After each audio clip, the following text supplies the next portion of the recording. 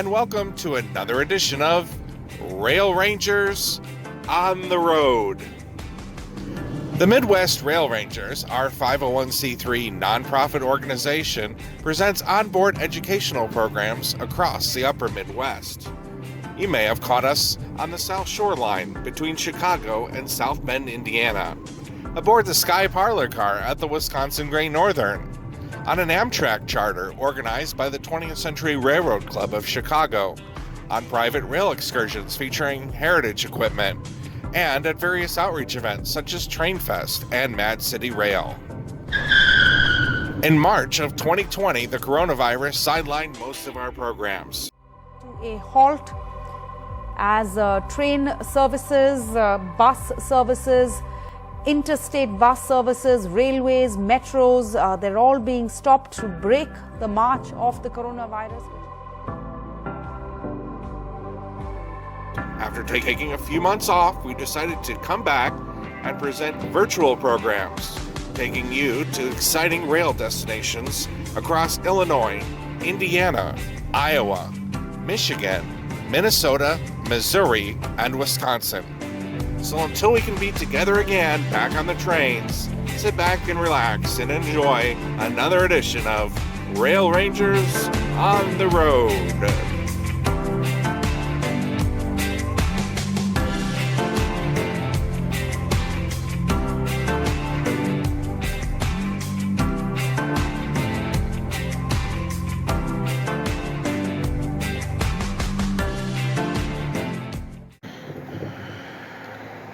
Well, hello everyone. This is Candace Tabor, your educational officer for the Midwest Rail Rangers. It's Sunday, October the 11th, and excuse the road traffic, but we're here at the Rondout train robbery site, which we'll tell you about in just a little bit. But first, we're going to pass it to Robert in Adair, Iowa. Please excuse the audio in that video also for the first 3 to 4 minutes, as it was quite windy. Hello everybody, and welcome to the Midwest Rail Rangers Facebook page. Once again, for joining us for one of our virtual education programs. I'm your Midwest Rail Ranger President, Robert Tabor, here with you. Bringing you another one of our virtual education programs, since we can't be with you on the train this fall, either here in October, just a few weeks before Halloween. We thought we'd do something kind of spooky, I guess, and talk about train robberies in the Old West and ghosts and legends. And when you think of ghosts and legends and robberies and things like that in the Old West, Jesse James comes to name. And we found this historical site that we're taking you today, and we were planning a program for a private rail excursion a couple of years ago, one of the private rail excursions that we do from Chicago to Omaha. The private car was going on out west to San Francisco, but we had some of our interpretive guides aboard from Chicago to Omaha. And we're sitting and looking at the map of Iowa, and one of the Amtrak stops in far western Iowa is Preston. I think that's the last stop before you get to Omaha, if I'm not mistaken, on the California Zephyr route. And we're looking at the map, and about an hour north of Preston on the Amtrak line, the BNSF line, was a little spot on the state map, and it said first train robbery in the West. And that's kind of all it said on the state map. And we had a couple passengers on the private car excursion who asked what this was about. And I said, boy, I honestly don't know. This is pretty far away from Chicago and our headquarters up in Wisconsin. I said, someday we're going to get back and we're going to check out whatever this little marker on the Iowa state map that says first train robbery in the West. We're going to get out there and we're going to check out this site so we can add it to our programs. Of course, over the summer, now into October here, we haven't done any of our programs aboard the train because of the virus. So we've had time. Our volunteers have been out driving the 7-state region that the Midwest Rail Rangers covers. And Candace, my wife, who's our education coordinator, and I are here today just off Interstate 80 near the town of Adair, Iowa, at the Jesse James Historic Site. We are is the site of the first train robbery in the West, committed by the notorious Jesse James and his gang of outlaws on July 21st, 1873. So they got a train wheel here, and then if you visit the site, they have some of the original track here.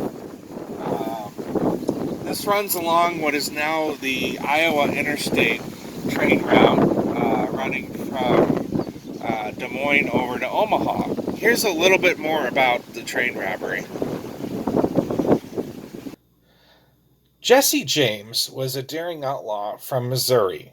He became a legend in his own lifetime by committing crimes supposedly out of revenge for the poor treatment he, his family, and other Southern sympathizers received from Union soldiers during the Civil War. James sought personal recognition and publicity by writing letters to the press. His crimes terrorized innocent civilians and stifled economic growth in Missouri in the years following the Civil War. We'll back up a little bit and tell you about Jesse James's early years. Jesse Woodson James was born in Clay County, Missouri on September 5th, 1847. He was the third of 4 children born to Robert and Zerelda Cole James, both Kentucky natives. Jesse James had an older brother, Frank, a brother, Robert, who died in infancy, and a younger sister named Susan. His father was a slave-owning farmer and popular Baptist minister in Clay County, Missouri.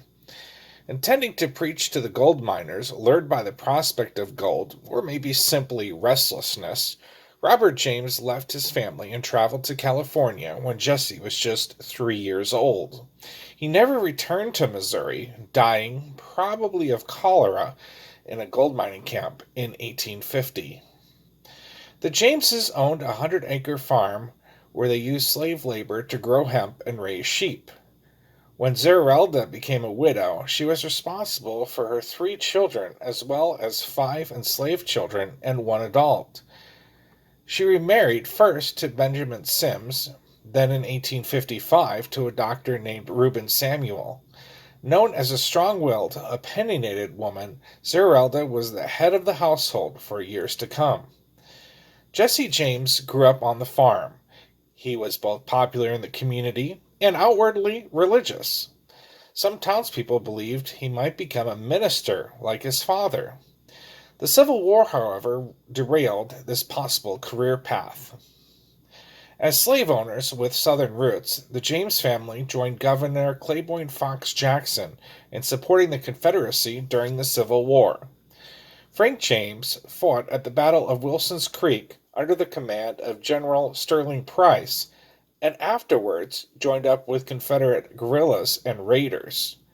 Because Missouri was a border state with sympathies for both sides, it became the site of vicious skirmishes started by both Union militia and Confederate raiders.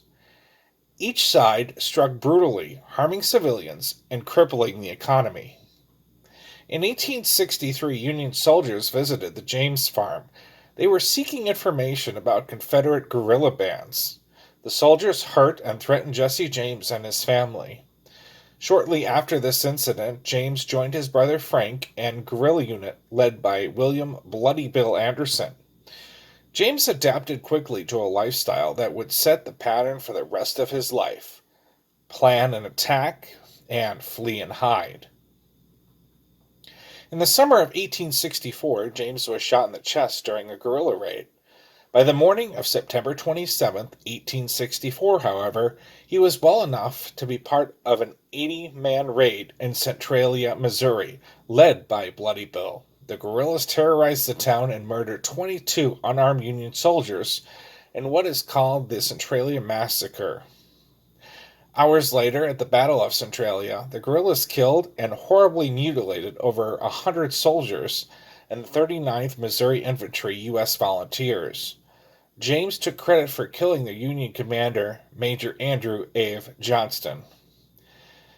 At the end of the Civil War, Jesse James was shot by Union cavalrymen as he attempted to surrender. His cousin, Zerelda Z. Mims, whom he later married, nursed him back to health, while some of his former war comrades took to robbing banks and stagecoaches. Once well, Jesse began his career as an outlaw. In 1866, the Clay County, Missouri Savings Bank was robbed and an innocent bystander was shot. By 1868, Jesse and Frank James took part in robbing a bank in Kentucky. In December 1869, Jesse James' name appeared in newspapers for the first time. He and his gang held up the Daviess County Savings Bank in Gallatin, Missouri. Though the robbery brought little cash, Jesse James shot the cashier, whom he thought was the man who had killed Bloody Bill Anderson a month earlier after the Centralia massacre. This act of revenge and a daring escape brought James into the public eye. Jesse James came to crave and demand public attention. He wrote letters to John Newman Edwards, the editor of the Kansas City Times, claiming his innocence or explaining his deeds. Edwards, who wanted the Confederates to regain power in Missouri, published James' letters.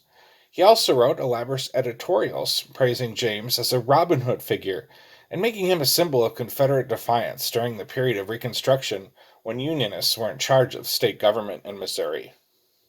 Meanwhile, the James brothers united with Cole Younger and his brothers, all former Confederate guerrillas.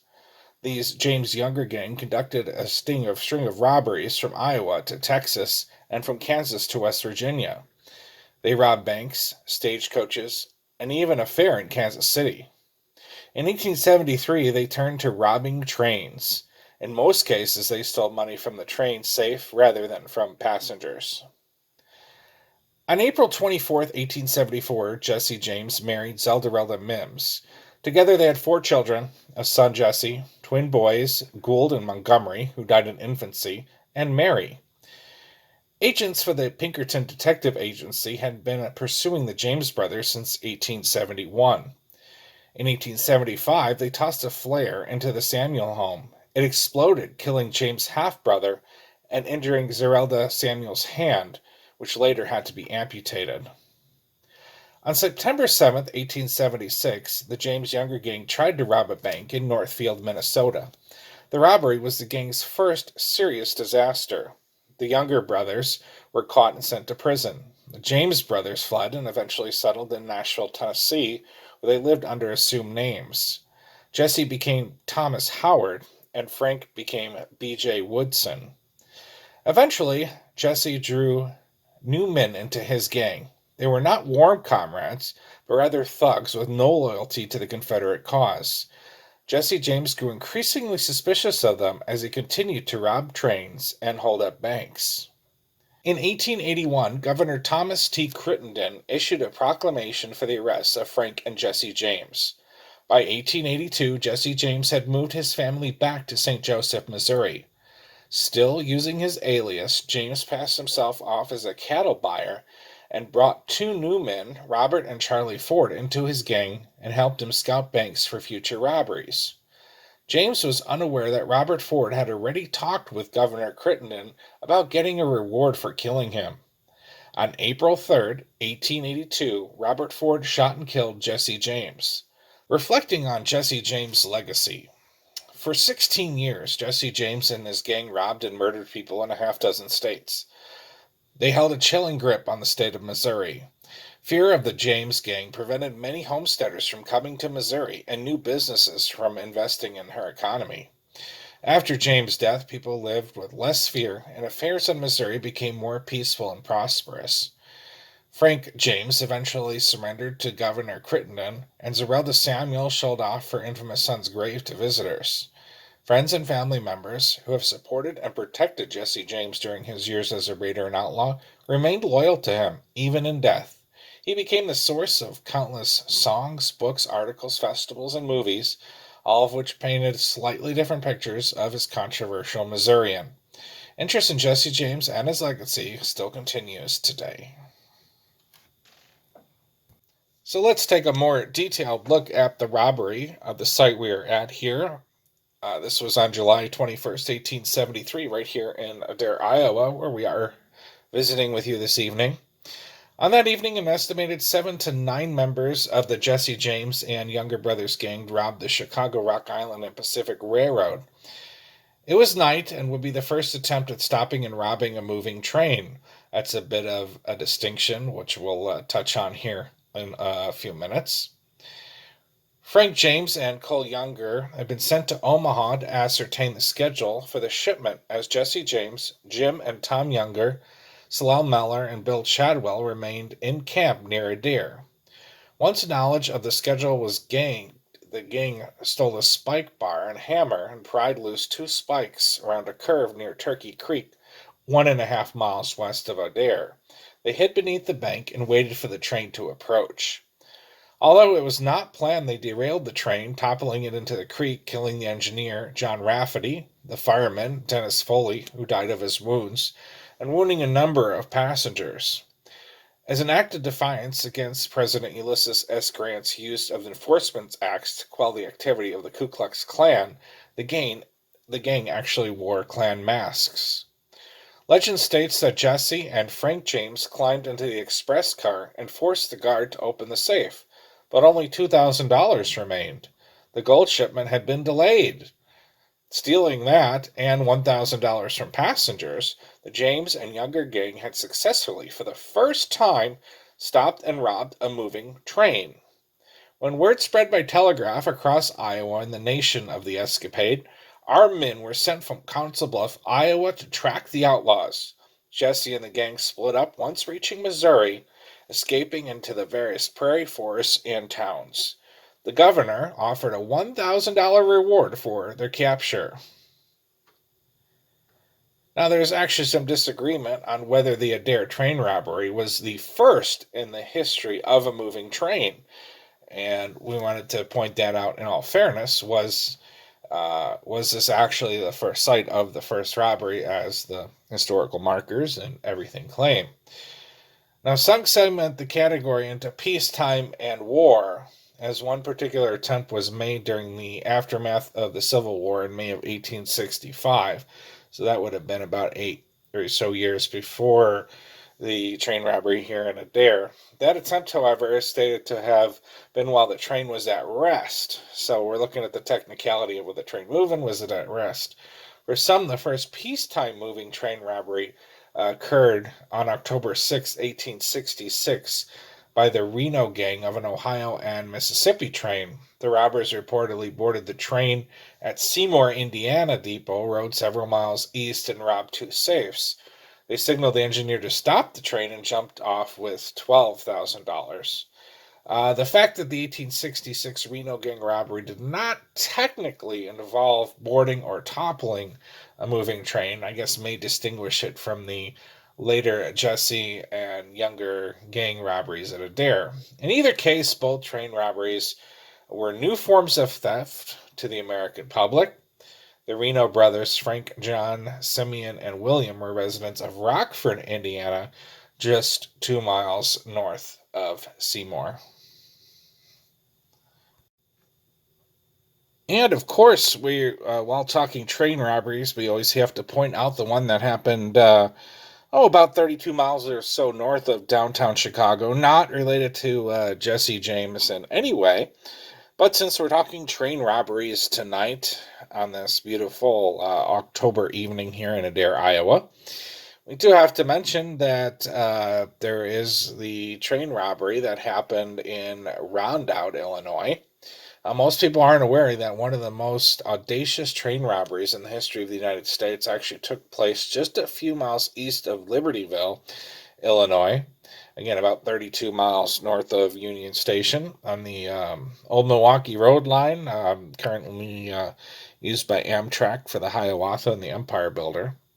On June 12th, 1924, just outside the small town there of Rondout, robbers made off with between $2 and $3 million with cash, Liberty bonds, and other valuables. Of course, those figures are 1924 numbers. The 8-man crew that pulled off this feat included professional thieves and a corrupt law enforcement officer. It was rumored at the time that they were possibly even had mafia connections.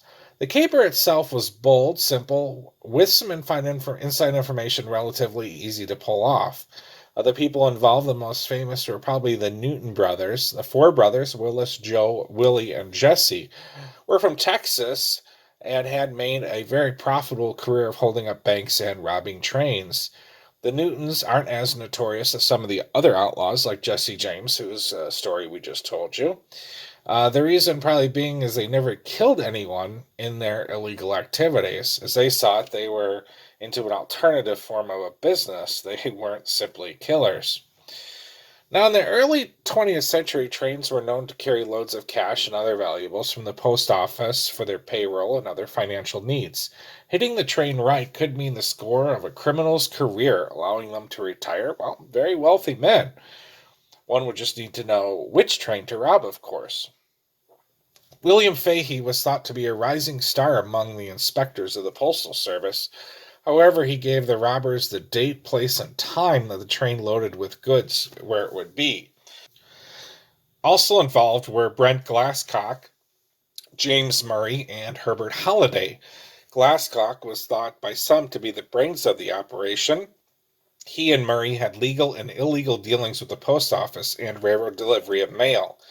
Glasscock would provide valuable information to make the robbery run smoothly, and Murray would provide the place to sort out and divide the stolen goods. Herbert Holliday was a volatile career criminal who had pulled off a handful of robberies. All three possibly had connections with the Mafia, most notably famous Chicago mobsters Dan O'Banion and Jaime Weiss. Around 10 o'clock on the night of June 12th, the Chicago, Milwaukee, and St. Paul train slowly headed north to the town of Rondout through parts of, what is today Morton Grove, Glenview, Northbrook, Deerfield, Lake Forest. And once they got to Rondout, they were to pick up their orders from a hoop located at Rondout Tower. That was supposed to be the signal. Willis Newton and Herbert Holliday walked out from behind their hiding place dressed as railroad workers, holding red lanterns, which was a signal for the train to stop. The rest of the gang had arrived, driving stolen Cadillacs. They lined the cars up to provide light for the robbers to see what they were doing as they surrounded the area. It was pretty much country, and it still kind of is today, but it was even more dark and out in the country back then.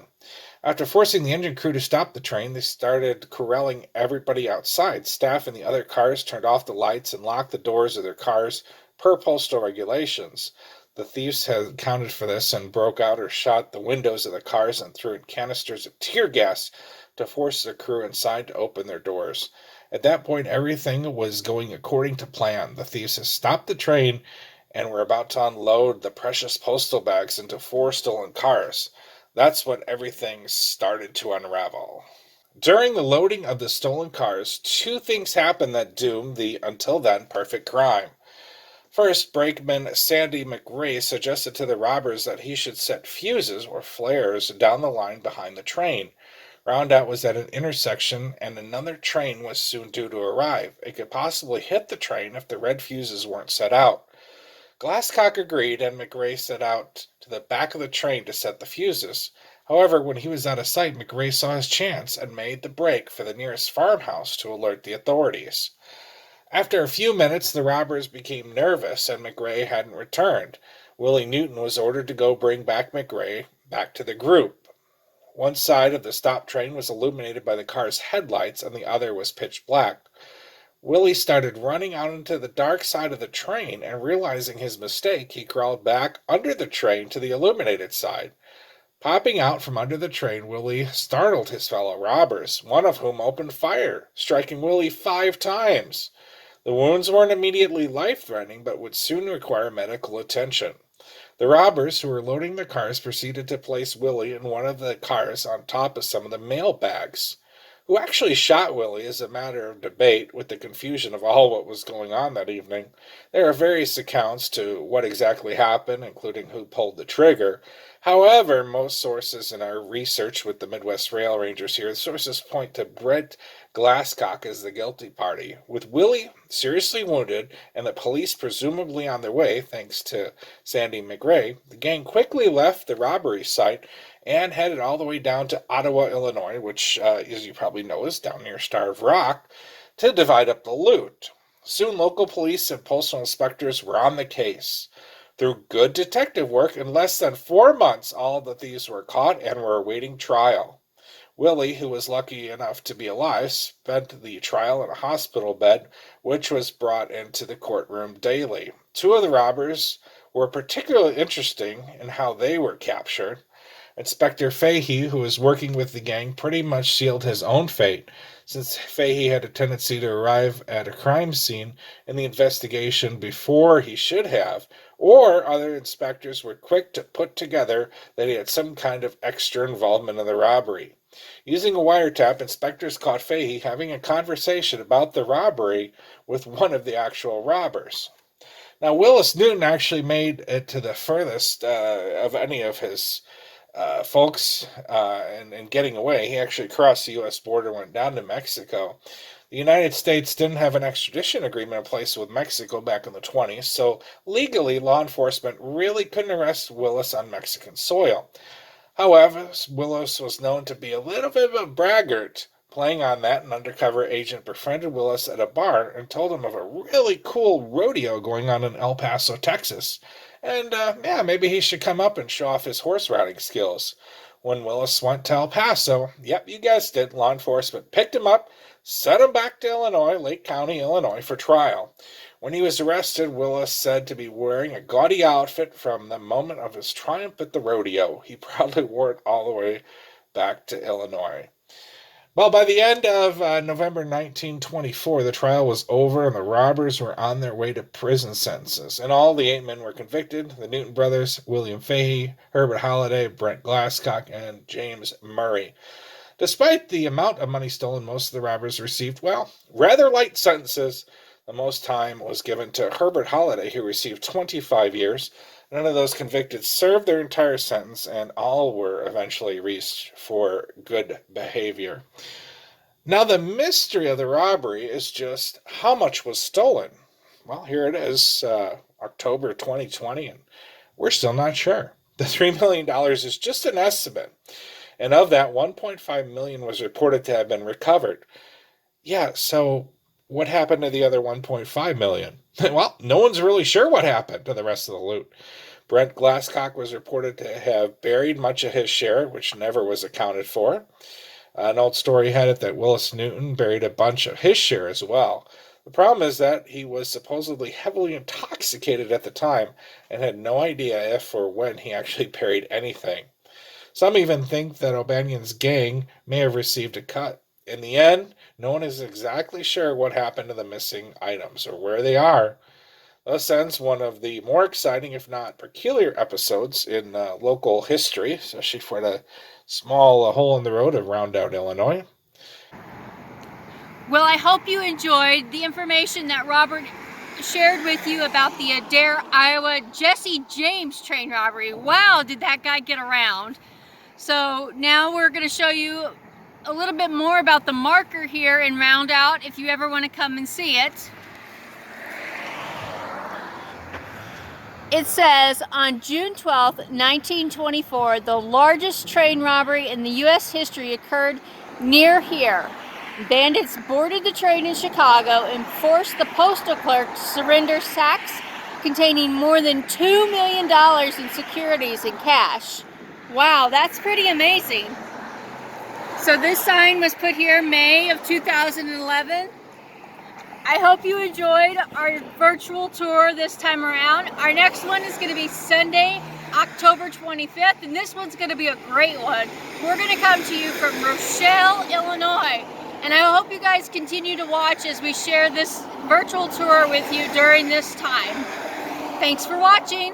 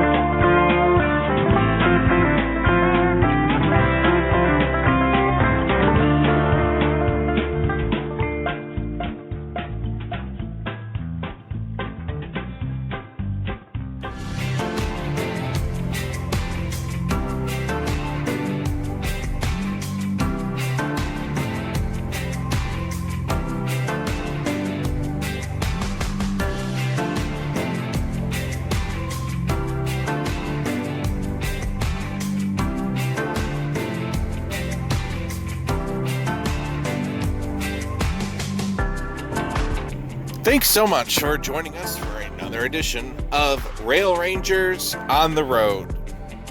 To learn more about the Midwest Rail Rangers, our 501c3 nonprofit organization, simply log on to www.railrangers.org.